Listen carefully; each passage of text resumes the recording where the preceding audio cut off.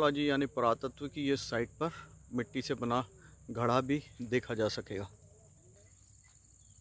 भट्टी और नगर का क्षेत्र यहाँ पर दिखाया गया है, जो यहाँ से कुछ दूर है और यह भी देखा जा सकता है। जैसा कि लिखा गया था, यहाँ पर कुआं है और यहाँ पर जो भवन है उसका दृश्य यहाँ पर देखने में आता है और यह जल निकासी का भी इसमें प्रबंधन सामने दिखता है। पुरातात्विक इन संरचनाओं को देखकर आज बहुत ही मन खुश हो रहा है और ऐसा लग रहा है कि हमने अपनी सभ्यताओं को, जो 3000 BC से पहले का भी यहाँ पर निर्माण है, वो हमारे सामने है। यहाँ पर भट्टी और नगर क्षेत्र के लिए पुनः एक रास्ता है, आगे फिर भट्टी और नगर क्षेत्र का रास्ता है।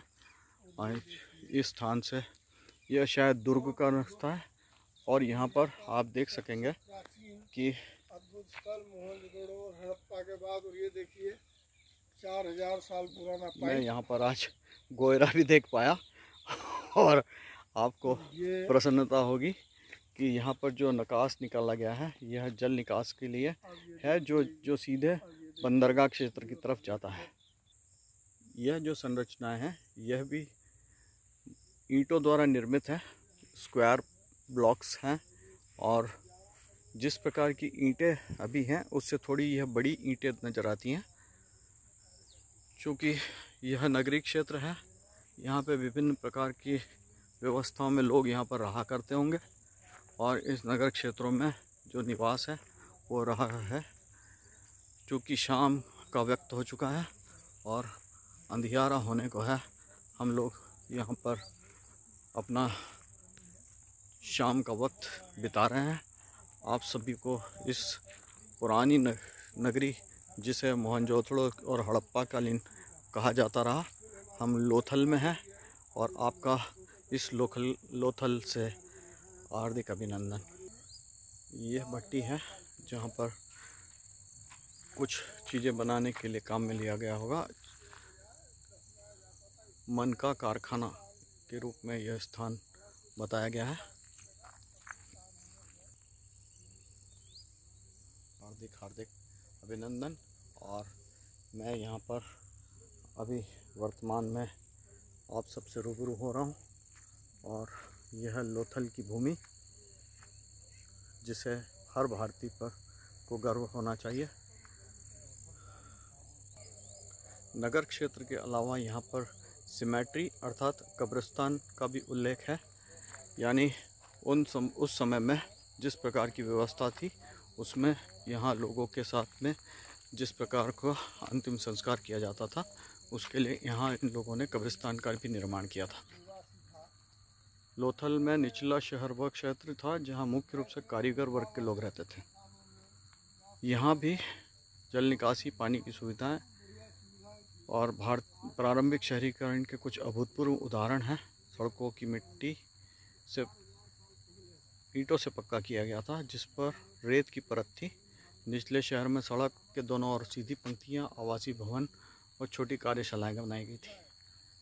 आप इस स्थान का जो अवलोकन कर रहे हैं, यह बहुत कम लोग यहाँ पर आते होंगे, लेकिन जिन्हें आर्कियोलॉजी यानी पुरातत्व में दिलचस्पी है, वे अवश्य ही यहाँ आएंगे।